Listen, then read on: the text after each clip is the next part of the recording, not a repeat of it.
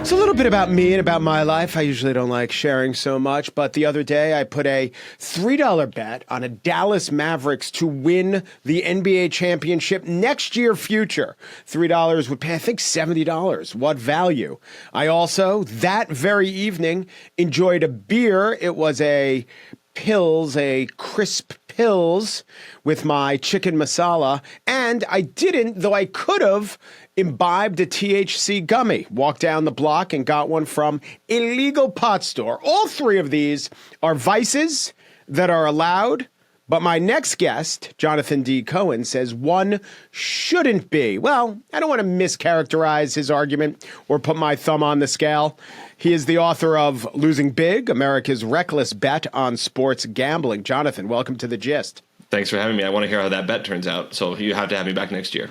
Do you want action? You want some of my action? Can I lay your bet? Yeah, please. You want to lay it off at the big books on the strip? Yeah, my $3 bet.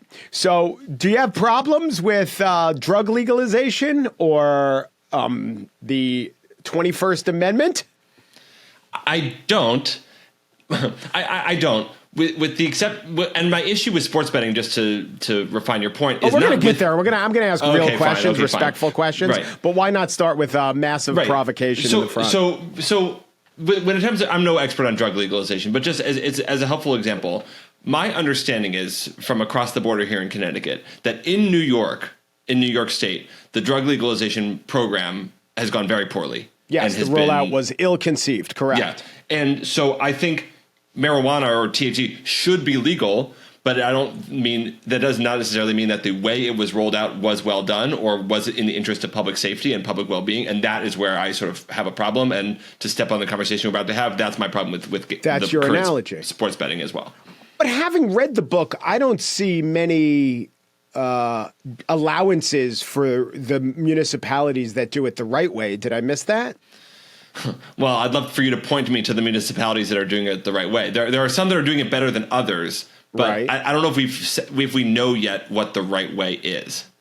Well, we're getting ahead of ourselves, but if sports gambling is to you acceptable if done according to some parameters that you're going to lay out, it's only that we've never had or seen those parameters, then is sports gambling really acceptable to you?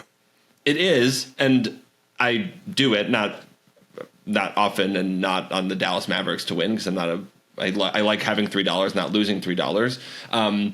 But it is acceptable to me. What is not acceptable to me is a setup by which someone can start by placing their innocent $3 bets on the Mavericks, and that becomes the sort of start of a dangerous journey that leads them into peril. And okay. I think there's always going to be people who end up in peril from gambling, but that should be as bumpy of a ride, as difficult of a process of a transition as possible. Okay, so now we'll get you. Now we're actually talking about gambling. Yeah. Well, now I'll allow you to lay the predicate, which is to say, what are your main critiques with how sports gambling has been implemented in the United States? 2018 Supreme Court decision. For a couple of years, we knew this was burgeoning. States looked at it as a way to raise revenue. Different states negotiated with different gambling apps for different cuts of revenue. That is my big problem, that some states did this really poorly and some states did this well. But what is, in fact, your big problem or critique? So the thesis, and it's captured in a single word in the title of the book, is reckless, which is not that we shouldn't have sports gambling or that the Murphy decision, the Supreme Court decision that you mentioned, wasn't correctly decided. But the way this was rolled out was as quickly as possible, get as many games as possible onto as many phones as possible with as few guardrails as possible. And that's my issue. I don't have any problem with someone betting $3 on the Mavericks to win the game. I don't even have a problem with maybe even in-game betting, which lots of advocates have a lot of problems with, which player is going to get the next rebound or whatever. Mm-hmm. I do have a problem with the fact that you bet $3, but someone could very easily lose multiple mortgage payments in a matter of a few minutes, that you could bet overnight on Malaysian women's doubles badminton if you wanted to, that protections aren't in place, and that we didn't, not that more time always equals better regulation, but that we didn't take the time to regulate this better and to get it set up better from the start, whereas we're in a situation where we're going to have to go back and clean up this mess that we made because of the rush to jump headlong into sports gambling. Yeah, by the way, I have in that doubles match Tenku and Magat over Juan and Nick. But this is just, I'm not saying that you should bet that. That is just who I have in that Malaysians doubles match, and that's badminton. Okay, why is, I'm going to take the portion of your critique, and we'll get into all of it, but you can make a small innocent bet, and that could be a gateway, if not a gateway drug, to larger bets, and then you could lose your house. All true, but isn't this the exact argument with the 21st Amendment and the legalization of alcohol? And one drink can lead to two, and eventually destruction at the bottom of a bottle. Yes. And I'm also not here calling for the repeal of the 21st Amendment, just for the record, lest there be any question about my intentions. It is actually a good comparison in that gambling addiction, as you might know, works actually very similarly to alcohol dependency, whereas they both are actually a chemical dependency, something that you are chemically addicted to in your brain. This is not, you can't just tell someone who's addicted to gambling to stop gambling. They are again, addicted in the same way that they are addicted to alcohol. And the parallels run deep in that someone can drink a lot, fairly often, every night at dinner. They could they could have a glass of wine, they could place a $3 bet on the Mavericks and not develop a problem. They could have one night of drinking that ruins their life, or one night of gambling that ruins their life. But we have set it up in such a way there are actually some protections in place around alcohol that, at least from a liability standpoint, hold providers accountable when someone abuses and gets into trouble. This concept of a dram shop law. So if you're obviously intoxicated and a bar keeps serving you, and then you go out and you hit someone with your car when you're driving home drunk, the bar that overserved you, can be held partially liable. And there's no equivalent sort of dram shop responsibility or equivalency when it comes to casinos or sports books. Right. And there are, to further your point, there are robust enforcement mechanisms in every city where they send in an underage person to purchase from a store or a bar, and then they'll shut that bar down. Every city that I know of has that mechanism on the books, and there's really no such thing with the apps online, is there? No, or not that we know of. And not to mention, obviously we came to this a little late, but the 80s and 90s, we started the drunk driving campaigns, and now drunk driving is effectively eliminated. Whatever the equivalent is for sports gambling, we haven't sort of set up the cultural infrastructure to tell people to behave more safely than they would on their own. There was a huge cultural norm effort about drunk driving, and we haven't seen anything like that with gambling. It's more of a harm reduction, or to look at it like addiction, but it's not to call the hotline. That's what it is. All it is call the hotline, call the hotline, call the hotline, call the hotline. And yes. And here's another good example of the parallel is that I'm sure you've seen this. I know you've seen the statistics because you relay them on gambling, but some gigantic portion of the income of the big brewers is by people who drink more than, and off the top of my head, I don't know it, but problem drinking. But for problem drinking, the big brewers in America would not be operating in the profit. Now, they'd probably have to tweak their business model, but ads about, the Coors train coming through and people having one or two at a party are not actually what is making Coors money. And maybe you could tell us what some of these statistics about how much the big problem gamblers, as opposed to me with my $3 Maverick wager, fuels the online gambling sites. Right. I mean, so just for betting on the NFL, 82% of the revenue comes from just 3% of bettors, which, when gambling, unlike with alcohol, there's sort of theoretically no limit. So someone can be very, very rich and just their liver, it's not like their liver is going to explode. They can actually just handle a lot. They can just gamble a lot more money. So some of those people are VIP rich people, but some of them are just young guys who are over their skis betting more than they should. Okay, so what should have been done when instituting legalized gambling in the United States in your assessment? So two tracks. One is the first was proposed by an unlikely duo of Chuck Schumer and Orrin Hatch, who shortly after the Murphy decision laid out the first version of a federal guidelines and says, okay, we're going to have legalized sports gambling. States are going to be allowed to decide for themselves if they want to have legal sports gambling. But here are some minimum standards set by the federal government that you need to meet. You need to, I don't remember exactly what the details were, but that's the kind of thing I would have wanted is a federal framework, a minimum standards set of safety standards in place. Right. And then at the state level, I mean, the number one thing that I would have done differently is the advertising. But they're also that actually downstream of the biggest, most fundamental change, which is with state government, you have all these parts of state government. Like 99% of the state government's job is to like promote well-being and make people's lives better.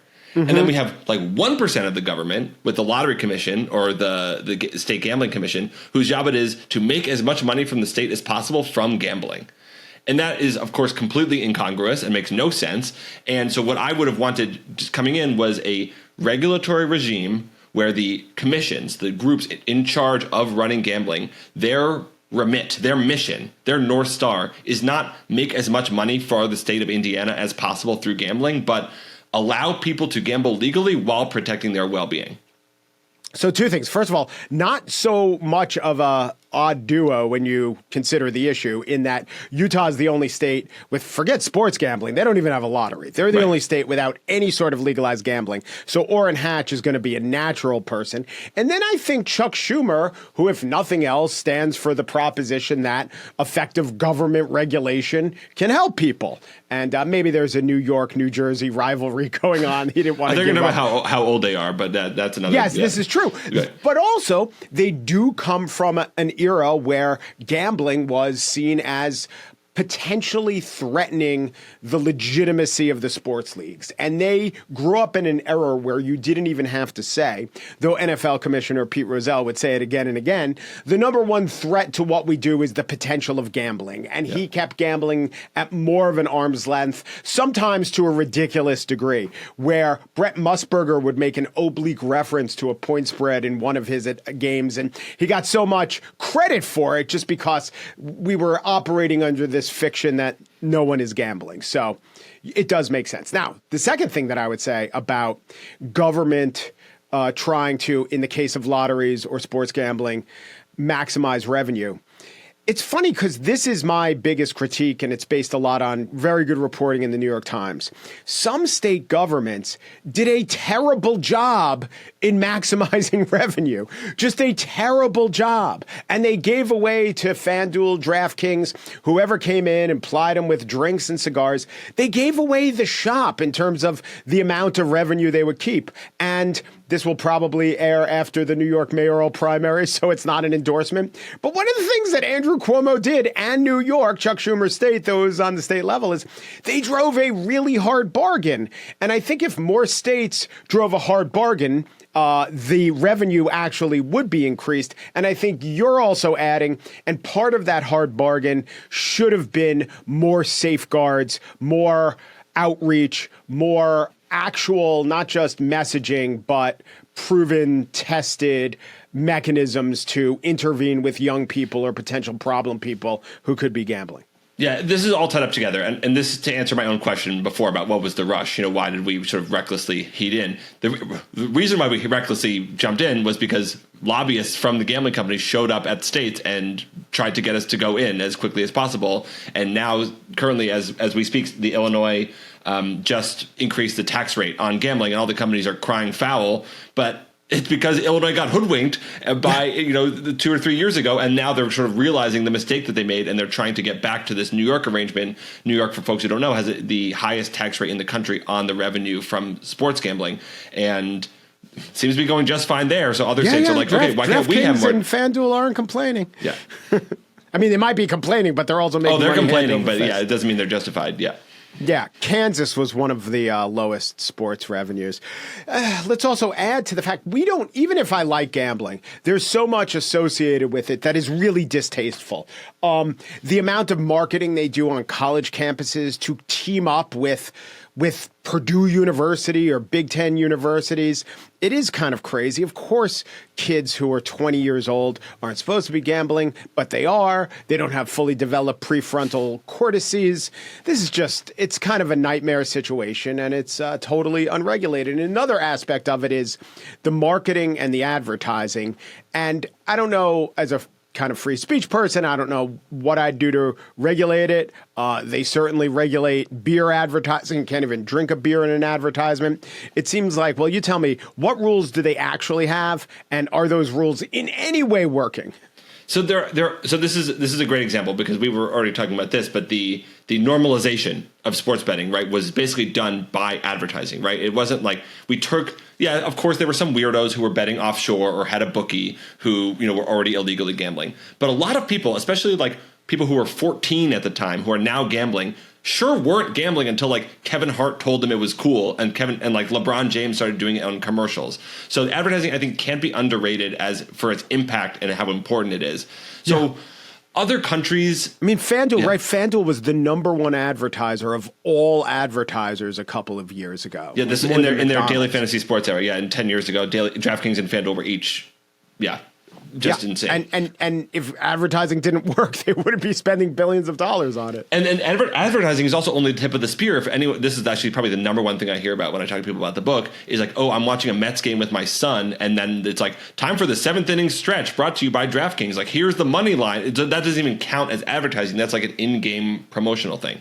But so what lots of other countries have, like a whistle to whistle ban. So while a sports game is being aired live, you can't have any advertising. Countries are now banning like the jersey patches that were common in Europe on soccer teams from sports betting companies, stuff like that. Again, I don't know. The time to fix advertising was 7 years ago, and we sort of let it slip because now it's already normalized. It's already here. People are going to find it even if it's not advertising. But that is, again, for a lot of people, the point of contact with gambling and where they first heard about it, where they first learned about it was through this advertising. And those minimum federal standards, the Orrin Hatch, Chuck Schumer thing, could have sort of set a floor under that. If all gambling in the United States had to be done in physical shops, as was the case when it was legal in the UK and Ireland, Ladbrokes was a big shop on many corners. Do you think the picture would change a lot from what it is now? Yeah, and I mean, we have, thanks to the beauty of American federalism, we have some natural experiments of mostly states in the Midwest that basically have this arrangement. Wisconsin and a couple other states, they don't have online gambling, but they do have it in physical casinos.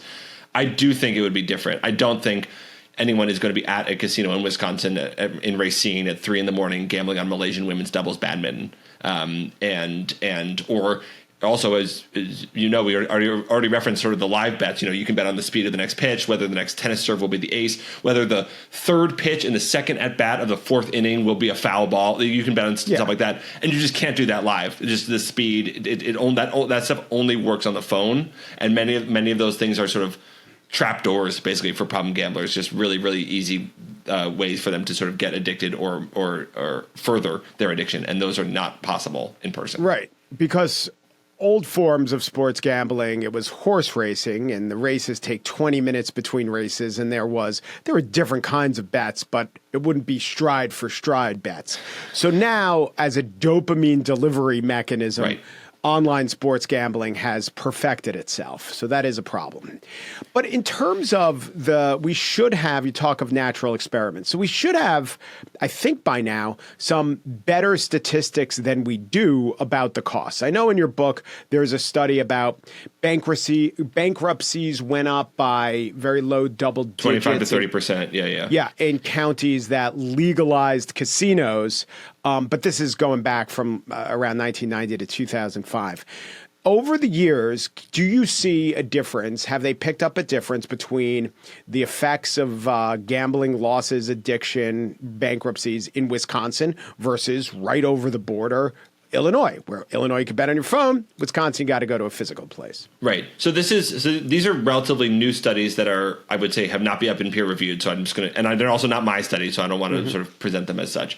But basically doing that exact natural experiment that does show that in states with specifically online sports betting, there is an increase in bankruptcies, a reduction in credit scores, an increase in auto loan delinquencies, a reduction in savings and investments in low income households, a rise in sort of problematic gambling, however you want to define that. So we are running some natural experiments. The data isn't great yet. It's not perfect. And the really data that I think everyone is waiting for are studies on problem gambling and ways to measure that. But that's sort of always been really, really hard to develop. But even just sort of initially, without getting into the sort of questions of addiction, the data we have indicates financial harms, financial losses that, as you say, states think they're making all this money without accounting for the costs and the harms to the individuals that are actually probably offsetting many of those gains. One of the ways that MAD was effective was they highlighted stories of tragedy, and regular people, wanted to take action. Now, it was also the case in the 80s or 70s that big brewers and beer companies and spirits companies donated a lot of money to politicians and were politically powerful and, had the means to craft a message and fight the mothers against drunk driving, but they couldn't. And so they changed course. Why aren't we seeing, if, as you say, all these addictions and, there's such a human cost, why aren't we seeing the equivalent with gambling? Why aren't all the stories of ruin and addiction penetrating the national consciousness to the point where, like with opioids, people are saying, we've got to do something about this? I was about to bring up opioids, so thank you for referencing that. I think that is a great example, in part because think about, first of all, how long it took, given what we know in retrospect, how long it took from when we know the opioid crisis started developing in like the 1990s through when public attention was placed on the issue, when Beth Macy published her reporting, when Dope Sick, the TV show, comes out, when there's hearings about the Sackler family, and so on. That was like a 10, 15, 20-year lag.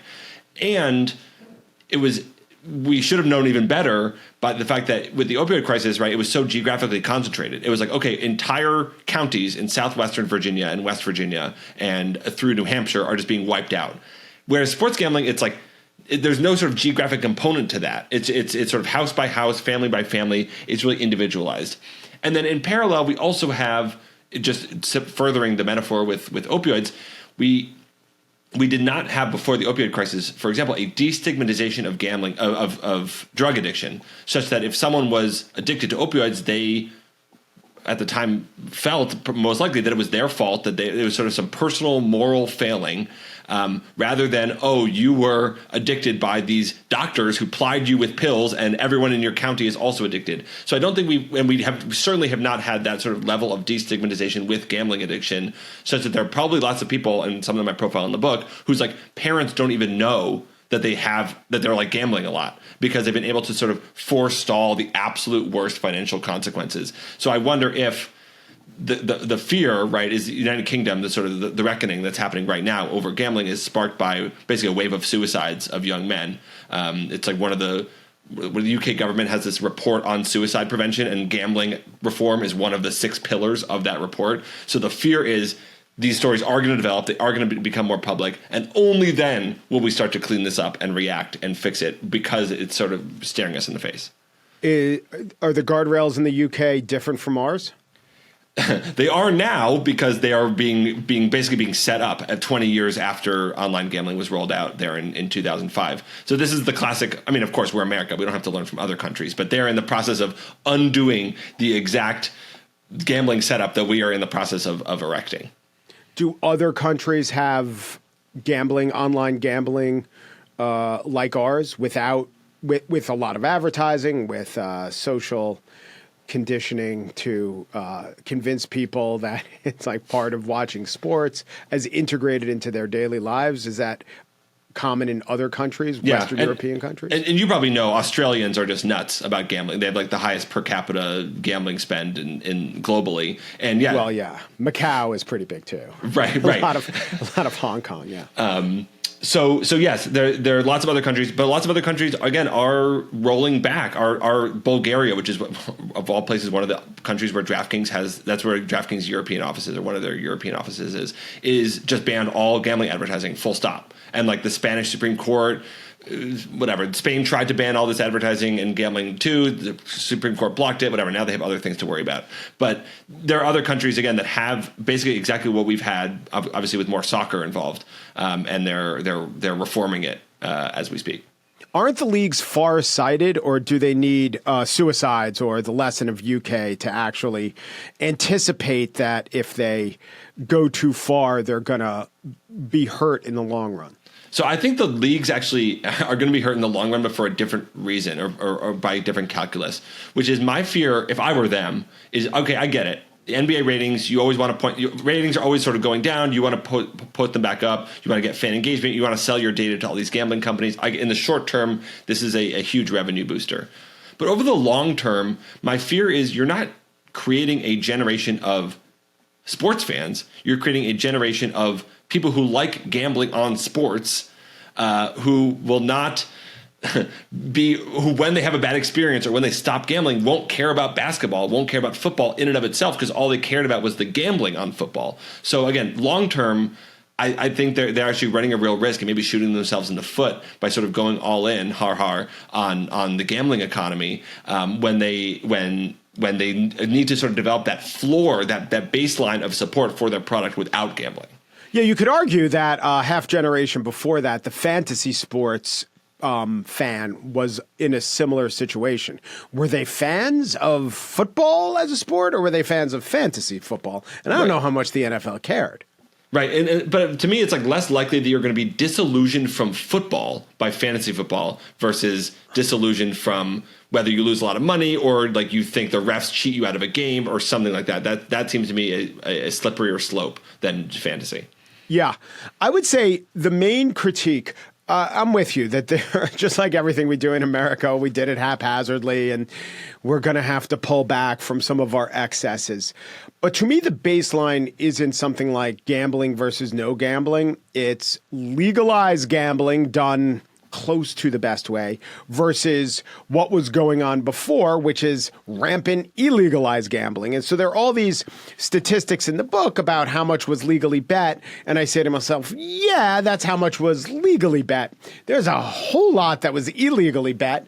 And this put wind beneath the wings of the mafia and other nefarious actors. So it's a little different. Actually, it's very similar to the pot trade. Would you rather have drug dealers, quote unquote, doing it, or it regulated in a store as well, as long as the stores are, well thought out and well maintained and safe?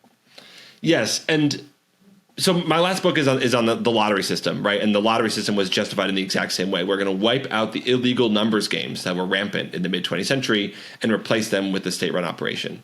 The difference with sports betting is that the lottery, and lottery is also different from marijuana. The lottery gets better when more people participate. So it's only through sort of mass participation and state organization can you get more people in, because the prizes get bigger, more people participate, prizes get bigger, and so on. But with sports betting, all you need is like one guy. He's like, hey, Mike, will you book my action? And so there's always going to be illegal gambling.